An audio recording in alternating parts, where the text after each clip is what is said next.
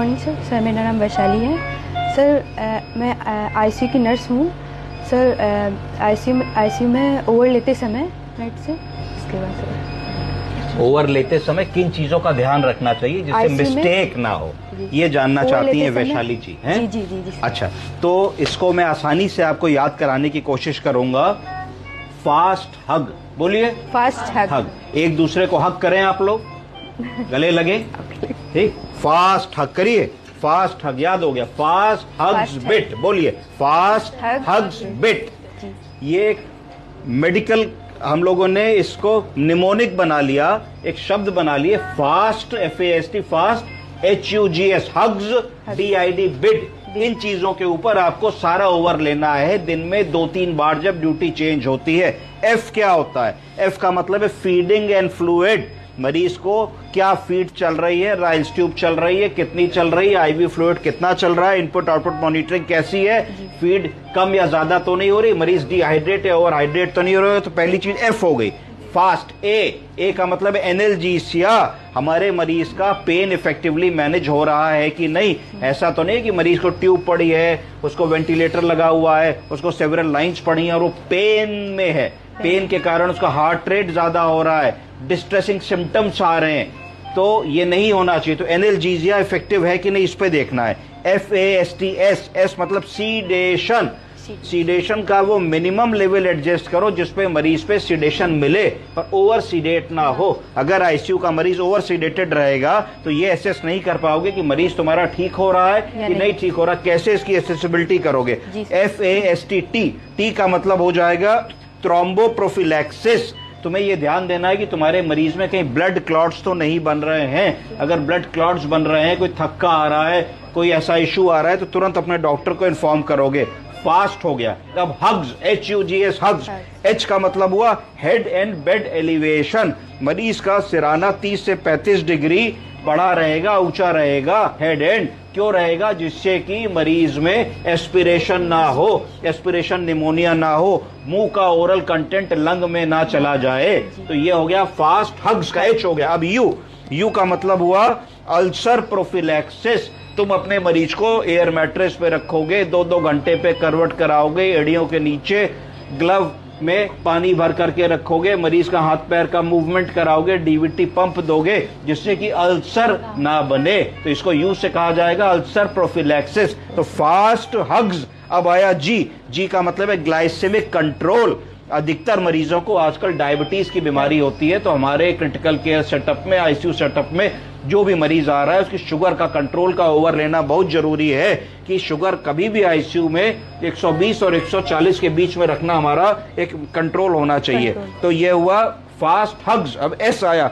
S का मतलब है स्पॉन्टेनियस ब्रीदिंग ट्रायल। अगर हमारा मरीज वेंटिलेटर पे लगा हुआ है तो हमको दिन में कई बार उसको स्पॉन्टेनियस ट्रायल देने की कोशिश करनी चाहिए जिसमें उसका रेस्पिरेटरी रेट कम कर ले, या SIMV मोड से उसको प्रेशर सपोर्ट मोड पे कर ले, या उसको CPAP मोड पे कर ले, TP ट्रायल पे करके देखें, बेन सर्किट वाले वेंटिलेशन पे करके देखें, एम्बू वेंटिलेशन पे करके देखें, तो उससे मरीज का स्पॉन्टेनियस रेस्पिरेशन आएगा, तो मरीज वेंटिलेटर के लिए डिपेंडेंट नहीं होगा। तो फास्ट हग्स ये वाली बात होगी। अब अगला 3 शब्द और जुड़े, बिड, BID बिड।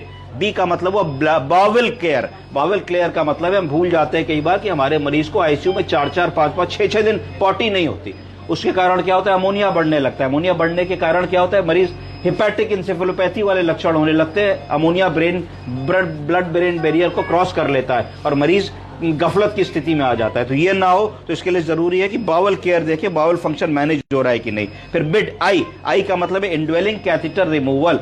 आईसीयू में जब मरीज आता है तो उसको तुरंत सेंट्रल लाइन डाल देते हैं, आर्टीरियल लाइन डाल देते हैं, फॉलिस कैथेटर डाल देते हैं, राइल्स ट्यूब डाल देते हैं, और भी कई प्रकार के ड्रेन्स, कई बार पिगटेल कैथेटर्स डाल देते हैं, एब्सेसिस को ड्रेन करने के डाल देते हैं। तो जो भी इंडवेलिंग कैथेटर है उसको हम लोगों को अर्लीस्ट निकाल देना चाहिए जिससे कि सेकेंडरी इन्फेक्शन का रिस्क कम हो सके।